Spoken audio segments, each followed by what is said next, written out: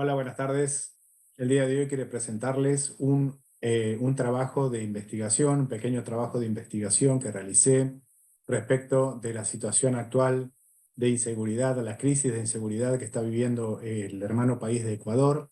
Espero que sea de vuestro máximo agrado. Aquí les presento el pequeño trabajo de investigación que he realizado, titulado El presidente Noboa y la escalada de violencia en el hermano país de Ecuador. Mi nombre es Carlos Larraqui y paso a exponerle mi investigación. Para realizar esta investigación, lo primero que me hice fueron 4 preguntas.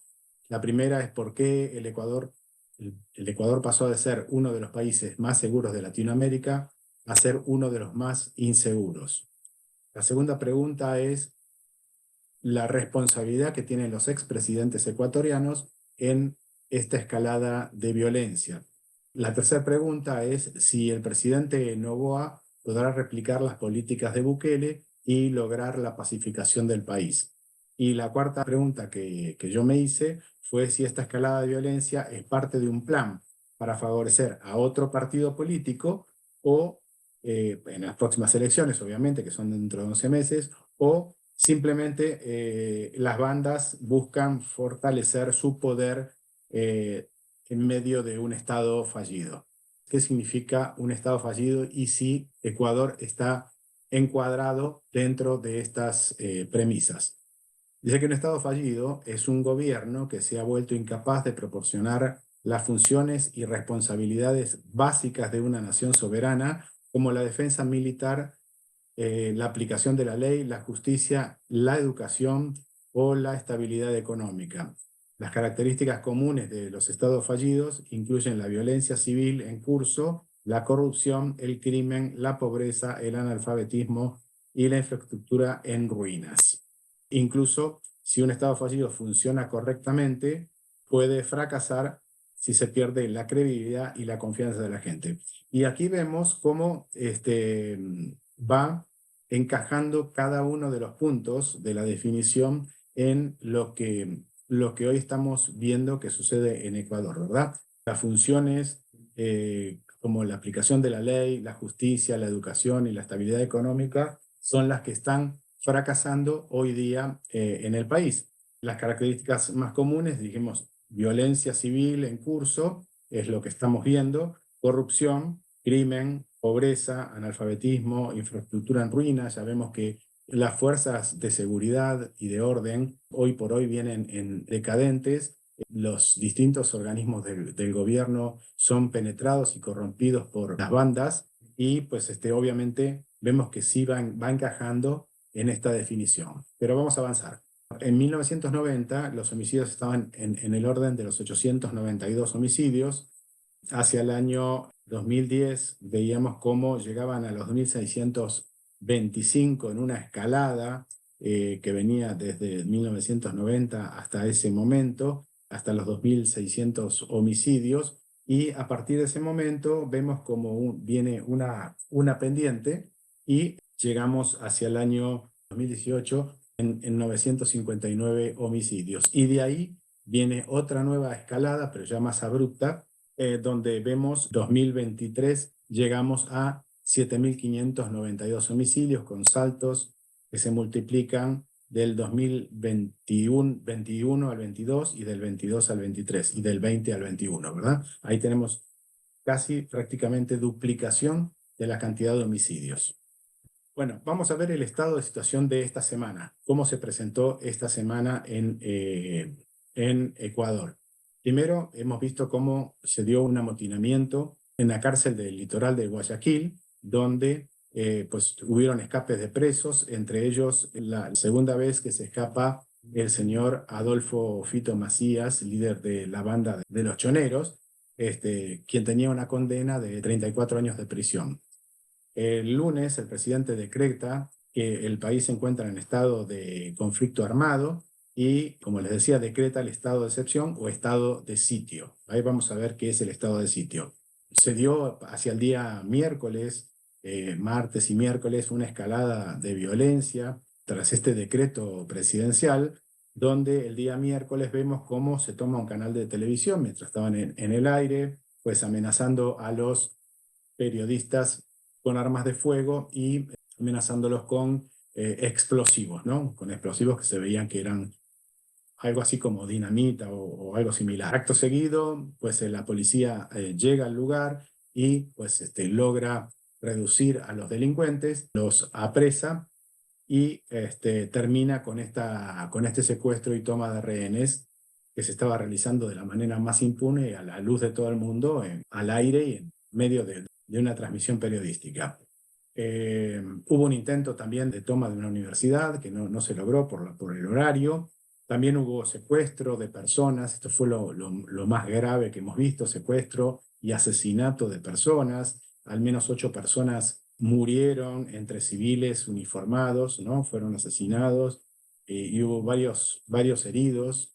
7 de ellos eran policías los que habían sido secuestrados, ¿verdad? Y en medio de toda esta escalada, sembraron autobombas o explosivos en la ciudad que en distintos puntos del país trajeron el terror a toda la ciudadanía. La Comisión Internacional de los Derechos Humanos condenó los actos de violencia, pero aquí un tema importante a tener en cuenta es que dijo que condenaba la violencia desatada en el Ecuador por grupos criminales, pero se pide dando instrucciones cómo debe actuar el ejército. ¿Qué otra alternativa tiene un jefe de Estado que reprimir los hechos delictivos que se están dando en su país? Pero pues en medio de todo esto entramos en la ideología de los integrantes de esta Comisión Interamericana de los Derechos Humanos, medio tuertos los derechos humanos e inclinada hacia el lado de los delincuentes, y dice que la intervención, las tareas armadas de seguridad interna deben ser extraordinarias, justificadas, excepcionales, temporales, restringidas, subordinadas y complementaria a las fuerzas civiles con regulación y control. Bueno, digamos, si esto se dijera en un momento cualquiera de un país, pues no habría inconvenientes, pero pues se lo está diciendo en medio de una situación muy tensa y muy complicada, con una escalada de violencia sin igual, y pues están dando recomendaciones de cómo tienen que tratar esta situación. Pues la única manera de tratar estas situaciones es con mano dura. No hay otra. No hay otra porque los criminales no entienden otra situación. El secretario general de la ONU se declaró muy alarmado por la violencia en Ecuador. Antonio Gutiérrez condenó los actos criminales con los grupos vinculados al narcotráfico y se solidarizó con el pueblo ecuatoriano. El presidente de Ecuador, Daniel Noboa, aseguró este miércoles que el país se encuentra en estado de guerra tras las acciones violentas protagonizadas por las bandas del crimen organizado que lo llevó a declarar el conflicto armado interno, que es lo que corresponde, y anticipó que no piensa negociar ni ceder ante estos grupos a los que el gobierno ha calificado como terroristas. No, pues obviamente no hay otro calificativo para estos grupos que de terroristas. Ahora sí, vamos a ver qué significa estado de excepción. Se conoce también con el nombre de estado de sitio, ley marcial o estado de guerra. Puede ser decretado por medio del presidente de la República. Es posible que se aplique en todo el territorio o en sitios específicos, si es esa la realidad de los hechos que se vienen dando. En este caso, pues obviamente se aplica a toda la República. Estos estados tienen una duración que inicia desde 30 días a 90 días máximo. No pueden superar los 90 días, pero en caso de, como dice el punto siguiente, los conflictos no sean solucionados, se puede realizar una prórroga. Produce la restricción de libertad en cuanto a movimiento y reunión de los individuos. Bueno, ya los ecuatorianos están acostumbrados a esto porque pues obviamente la inseguridad que se vive les prohíbe transitar libremente, entonces creo que para los ecuatorianos no va a ser mucho problema esto. Dice que cuando se produce, el poder puede ser delegado a un jefe de la Defensa Nacional, el cual será designado por el presidente, y será él quien tenga a su cargo asumir las fuerzas armadas necesarias para restablecer el orden y la seguridad pública.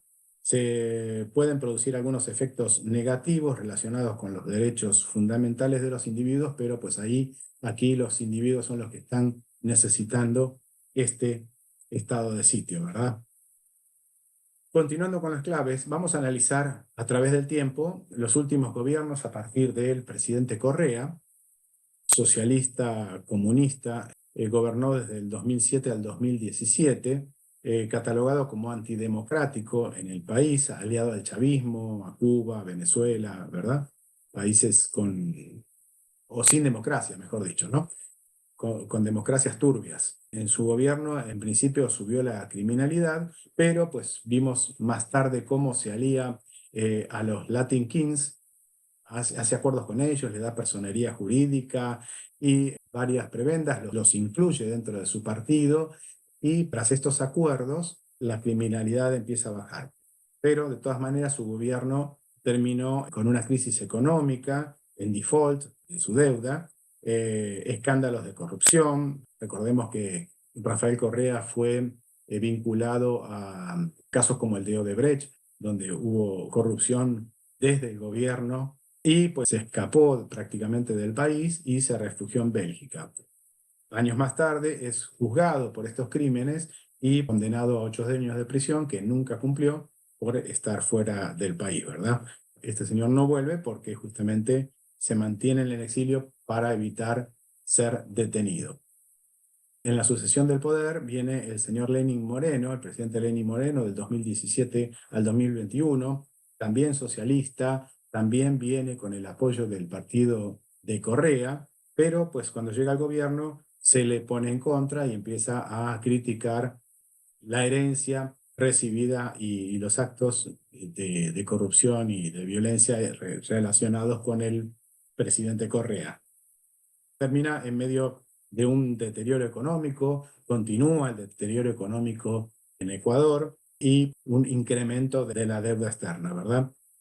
Aumentos de los índices de criminalidad, asesinatos, feminicidios, secuestros, extorsiones, o sea que la inseguridad se va acentuando, supuestamente por lo que comentan algunos analistas políticos, es que en el momento en que él se pone en contra del presidente Correa, y empiezan sus críticas hacia el anterior gobierno, se distancia del anterior gobierno, pues las bandas delictivas empiezan a socavar su seguridad. Y luego también fue algo negativo la disolución del Ministerio del Interior por parte del presidente Moreno, y se van en medio de muertes de civiles, de políticos y uniformados. O sea que su gobierno terminó pues muy mal. Continuamos con el tercer presidente de esta saga, el presidente Guillermo Lasso, que gobernó desde el 2021 al 2023, adoptó políticas similares a las de sus predecesores, su ideología era de derecha, pero progresista, o sea, no era tan de derecha. Termina en medio también de desabastecimiento del país, medio de un juicio político, o sea, la Asamblea Nacional le inicia un juicio político. Acá también algunos analistas políticos decían que este juicio político venía como consecuencia de una reforma que él intentó hacer de la economía del país para flexibilizar la economía, y pues buscaron un medio de juicio político para quitarlo del gobierno, pero el presidente lo que hace es, se aprovecha de un mecanismo constitucional que es llamado la muerte cruzada para evitar su destitución y su juicio político, y llama a elecciones. No sabremos si verdaderamente este juicio político tenía que ver con verdaderos hechos de corrupción del gobierno o con la otra corriente de pensamiento, que es que el Parlamento buscó una salida para evitar una flexibilización de su economía. Como decía, bueno, intentó flexibilizar la economía, pero pues fue bloqueado en sus intentos. Se duplican los índices de violencia también en su gobierno. Acá vienen los saltos que habíamos visto, ¿no? Asesinatos, extorsiones, etcétera. Toda la gama de crímenes violentos se incrementó, los feminicidios, violaciones y demás, todo en manos de estas organizaciones criminales con vínculos con el narcotráfico, ¿verdad? Policía y Fuerzas Armadas siguen perdiendo poder, continúan perdiendo poder, son penetrados por estas bandas, y pues acá tenemos un hito histórico, que es el asesinato de un candidato político es Villavicencio. También matan a al alcalde de Manta, entre otras muertes de civiles y uniformados. Y el gobierno termina pues casi de manera abrupta. El presidente Lasso autorizó la tenencia y portación de armas de fuego para uso civil y defensa personal, la cual hoy está suspendida, pero pues esto también agravó la crisis de seguridad porque pues las bandas se aprovecharon de esto también para movilizar sus armas, ¿verdad? El presidente Daniel Noboa, perdón, ahí tuve un error de tipeo, es el actual presidente del país, toma juramento el 23 de noviembre del año pasado, hace muy poquito tiempo. Sus propuestas de campaña fueron mejorar la economía, la seguridad del país, el debilitamiento de las bandas delictivas, a pesar de que él se define como un moderado, intentó alejarse de Bukele, pero pues él prometió debilitar el poderío de las bandas delictivas. Por eso también los acontecimientos que se vienen dando en su contra, pues son productos también de que una de sus promesas de campaña era debilitar a estas bandas, ¿verdad? Así también prometió reformar las cárceles. Una de sus ideas era poner cárceles flotantes para llevar a los presos de alta seguridad y evitar de esa manera que criminales como este tal Fito, que se acaba de escapar este fin de semana, pudieran evitar que pudieran dirigir a sus bandas desde adentro de la cárcel. Y también prometió crear una cárcel similar a la de Bukele, con los mismos contratistas que hicieron aquella cárcel y con el mismo diseño, hacer otra similar en Ecuador para salir de este sistema de cárceles que está bastante acabado y terminado en Ecuador. Otra de las ideas para reducir la violencia fue penalizar las drogas a pequeña escala y poner seguridad fronteriza a los efectos de limitar la acción del narcotráfico en las fronteras. Ya sabemos que Ecuador limita con Perú y con Colombia, que son los países de mayor producción de cocaína pues a nivel mundial, ¿verdad? Concomitantemente a lo dicho, el presidente Noboa pretende hacer un referéndum a través del cual se pueda legitimar las medidas de seguridad, dado que la constitución vigente limita bastante a los gobiernos, una constitución garantista, y limita bastante a los gobiernos en tomar decisiones drásticas para terminar con la violencia. Y pues y esto para no infringir la constitución, pues obviamente está pensando en un referéndum, digamos, que le permita a él, que le dé el apoyo necesario para poder actuar con toda la dureza y la mano firme que necesita para atacar estas bandas. Ecuador, hemos visto entonces que se convirtió en los últimos años en el segundo país del mundo, después de Colombia, en incautación de cocaína. Recordemos que Colombia tiene el primer lugar, es el país productor de cocaína más grande del mundo, y pues ahorita lo sigue en incautaciones Ecuador, cosa que no sucedía anteriormente.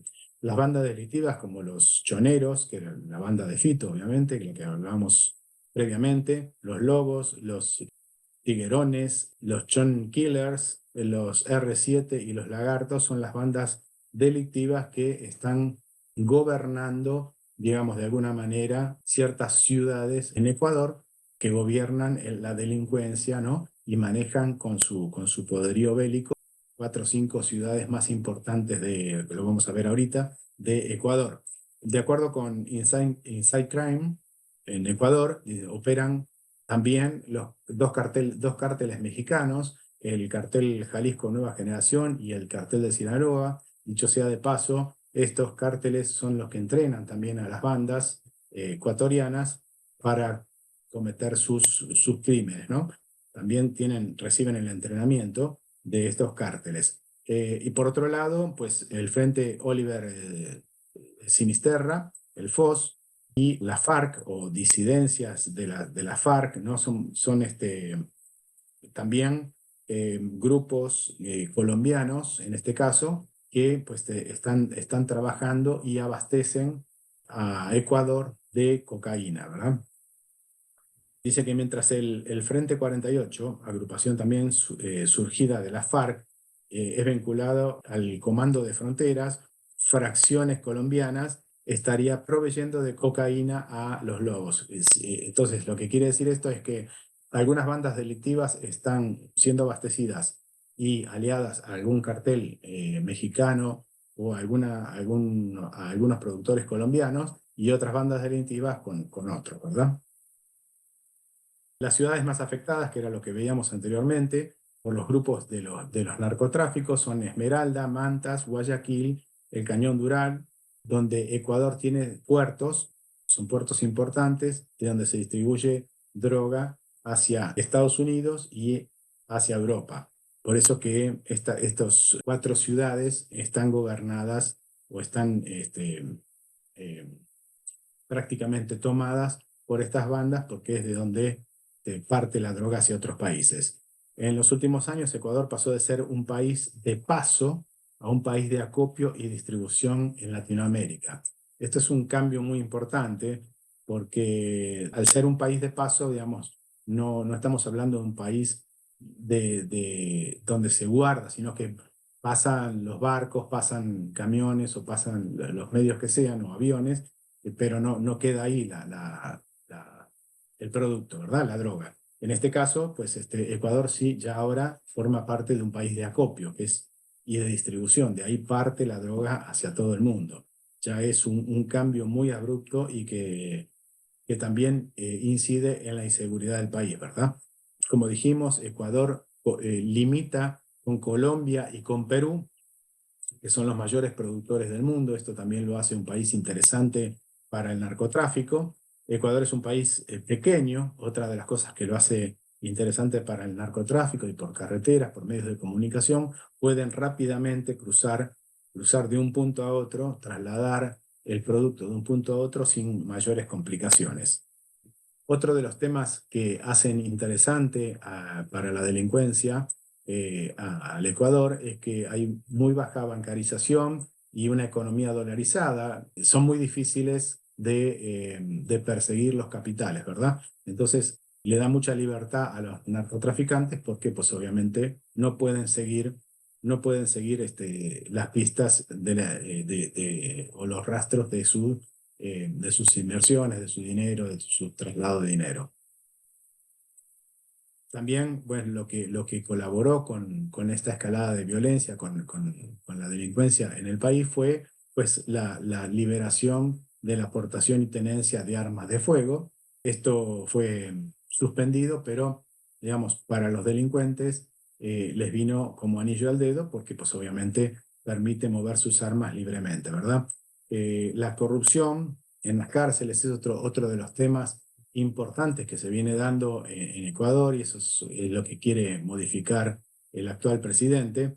La corrupción en las cárceles ha llegado hasta tal punto que los líderes presos desde adentro de las cárceles manejan a sus bandas libremente y sin problemas, hasta el punto donde este tal Fito, que se acaba de escapar, se dio el lujo de grabar un narcocorrido con su hija y un gallo de riñas en sus manos. En los patios de la cárcel grabó un narcocorrido, ¿no? Cosa que eso no debería suceder en ninguna cárcel en el mundo. Además, digamos, además de esto, ¿no? Imagínense todas las prebendas que tienen este tipo de delincuentes en las cárceles. Y además les permitieron, siendo de los presos más peligrosos, le han permitido estudiar y recibirse de abogado, lo cual le ayudó con sus artilugios legales. En un momento a este señor lo trasladaron a una cárcel de máxima seguridad y él, con sus artilugios legales, logró regresar a la de Guayaquil, desde donde maneja sus grupos. Y algo que es realmente increíble es que los ecuatorianos de su bolsillo, le hayan pagado la educación a un delincuente como este, ¿verdad? De máximo peligro.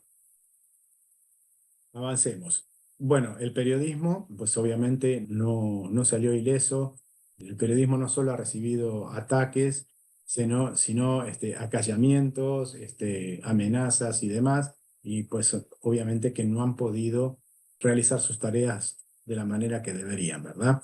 Ni hablar, obviamente, de la ciudadanía. No nos tenemos que olvidar de la ciudadanía. No lo estoy haciendo. La ciudadanía es la que lleva la peor parte en todo este juego porque, pues, obviamente, no hay libertades en Ecuador. O sea, los ecuatorianos no pueden circular libremente por la calle sin temor a que les vaya a suceder algo, que los vayan a extorsionar, a matar, a robar, pues, a ser víctimas de cualquier acto de delincuencia. Las bandas han penetrado los distintos organismos del Estado.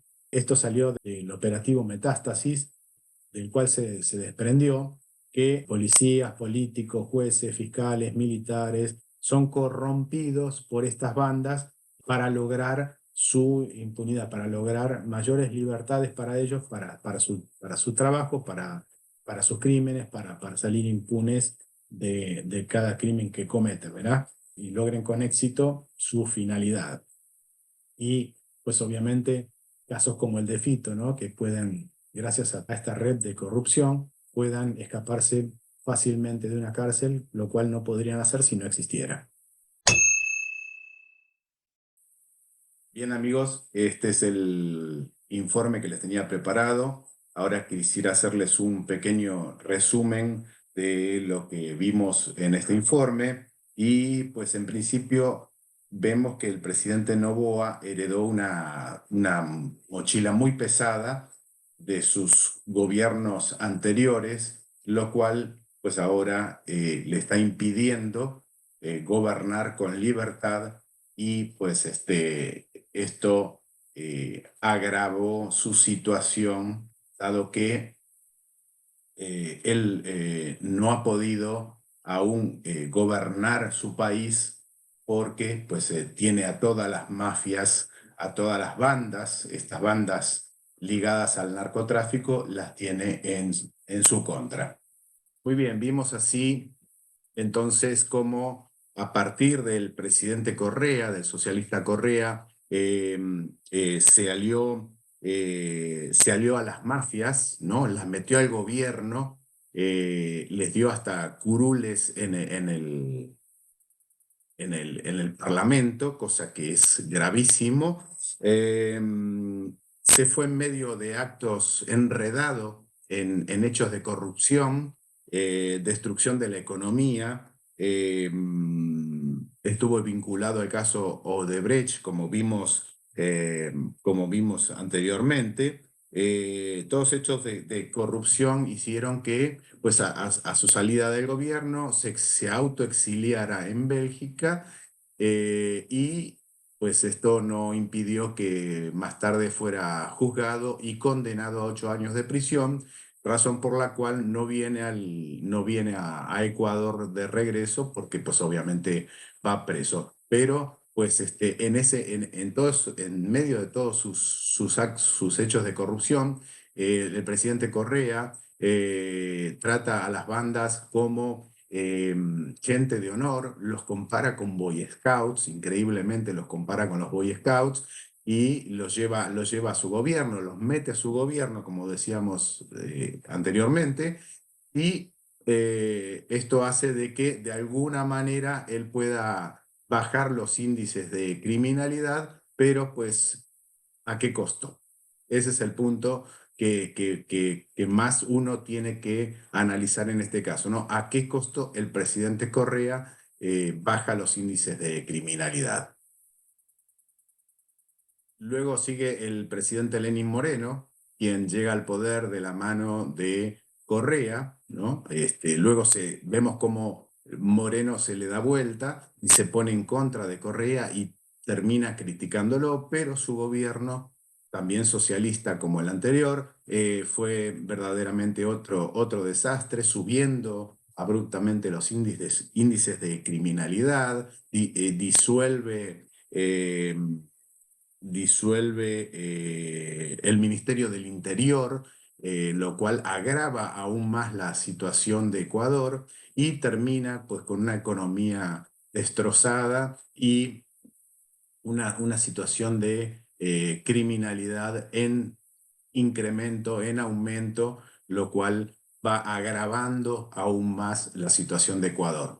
El presidente Lasso, un progresista inclinado a la derecha, agrava aún más la situación. Vemos cómo permite la aportación y el uso de armas y la tenencia de armas, ¿verdad? Lo cual pues es tomado por las bandas como algo positivo para ellos, se aprovechan de eso y pues tienen libertad para sus crímenes, ¿verdad? La economía fue otro completo desastre. Él quiso flexibilizar la economía, pero se enfrenta con la asamblea le inicia un juicio político y él pues se aprovecha del recurso de muerte cruzada para disolver a la asamblea y pues de esa manera evita su destitución, su juicio político, adelanta las elecciones y pues se deja el poder anticipadamente, ¿verdad?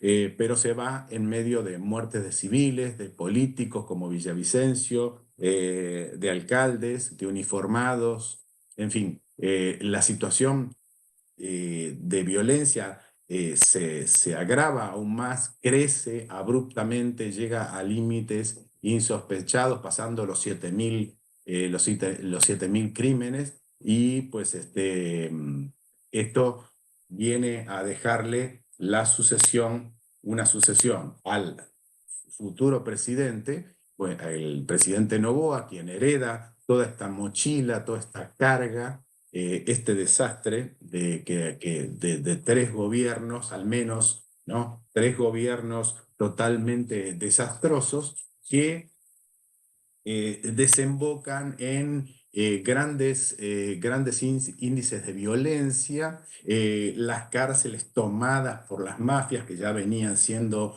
manejadas por criminales, por delincuentes condenados, peligrosos, que manejan a sus bandas dentro de las cárceles y pues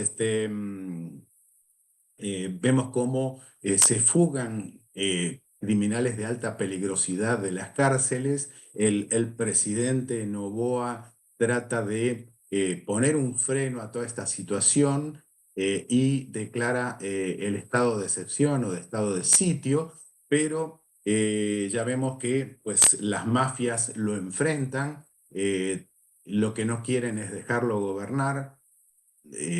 Aparentemente la idea es traer de vuelta a algún otro gobierno anterior, como el de Correa. Eso es lo que se presume, que toda esta situación está dada para que ellos puedan o bien manejarse libremente o traer a otro expresidente que les permita una mayor libertad, una mayor soltura, como pasa en otros países latinoamericanos. Así que el presidente ve cómo a raíz de su decisión, o el pueblo y el mundo ve cómo a raíz de la decisión del presidente, los delincuentes toman canales, queman carros, hacen actos de violencia, matan uniformados, matan civiles, el país se pone en un estado imposible y vemos la reacción del gobierno, la reacción del ejército en base a este estado de sitio